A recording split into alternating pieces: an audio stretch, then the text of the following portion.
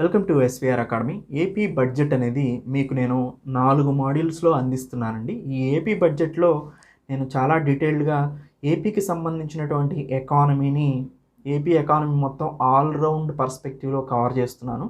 ఆంధ్రప్రదేశ్‌కి సంబంధించినటువంటి tax revenue receipts ఆదాయం ఎక్కడి నుంచి వస్తుంది? ఆ ఆదాయం రెసిప్ట్స్ అనేవి రెవెన్యూ రెసిప్ట్స్ ఏంటి? క్యాపిటల్ రెసిప్ట్స్ ఏంటి? దాంతోపాటు ఎక్స్‌పెండిచర్ చేస్తే రెవెన్యూ ఎక్స్‌పెండిచర్ ఏంటి? క్యాపిటల్ ఎక్స్‌పెండిచర్ ఏంటి? క్యాపిటల్ ఎక్స్‌పెండిచర్ ఈ సంవత్సరం బాగా ఇంక్రీజ్ అయింది.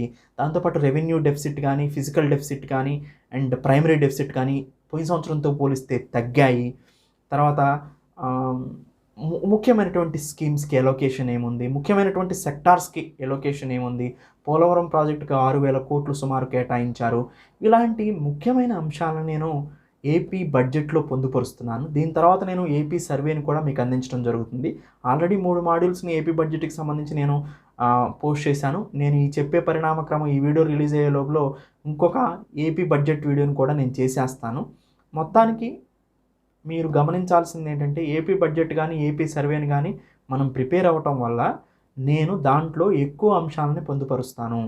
ఇది ఏపీ జియోగ్రఫీ కవర్ అవ్వచ్చు, దాంట్లో ఏపీ ఎకానమీ కవర్ అవ్వచ్చు, ఏపీకి సంబంధించిన ఆల్రౌండ్ డెవలప్మెంట్లు, ఏపీకి సంబంధించిన స్కీమ్స్ కూడా నేను చాలా వాటిని మెన్షన్ చేస్తూ వెళ్తుంటానండి.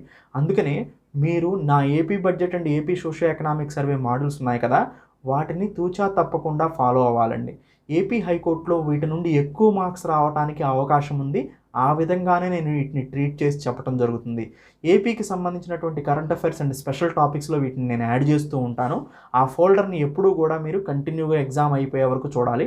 నేను ఇన్నిసార్లు చెప్పడానికి గల కారణం ఏంటంటే స్పెసిఫిక్గా మీకు ఆ సబ్జెక్ట్ నేమ్ ఏపీ ఎకానమీ అని, ఏపీ జియోగ్రఫీ అని, ఏపీ హిస్టరీ అని అలా స్పెసిఫిక్గా ఇవ్వకపోయినప్పటికీ కూడా నేను ఏ వీడియో పెట్టినా కానీ దాంట్లోనే అన్నీ కవర్ అవుతాయి. ఇది నేను ఇప్పటికే చాలాసార్లు చెప్తున్నాను. మళ్ళీ మీరు మేనేజ్మెంట్కి ఫోన్ చేసి స్పెసిఫిక్గా నేమ్స్ లేవని అడగవద్దు. ఎందుకంటే స్పెసిఫిక్గా నేమ్స్ అయితే నేను రిస్ట్రిక్ట్ అయిపోతాను. అలా కాకుండా అన్ని అంశాలని కూడా ఒక బుట్టలో పెట్టి ఇచ్చేస్తాను మీకు. దాంట్లో అనేక రకాలైన పండ్లు ఉంటాయి ఆంధ్రప్రదేశ్లో పండిని, అది గుర్తుపెట్టుకోండి. అంతేగాని ఒక్కొక్క పండుగ ఒక్కొక్క బుట్ట పెట్టాలంటే చాలా ఇబ్బందిగా మారుతుంది. అందుకని అన్నిటిని కలిపి నేర్చుకుందాం. ఎందుకంటే ఎగ్జామ్లో కూడా అన్నిటిని కలిపి అడుగుతారు కాబట్టి. ఓకేనండి. Thank you. Have a nice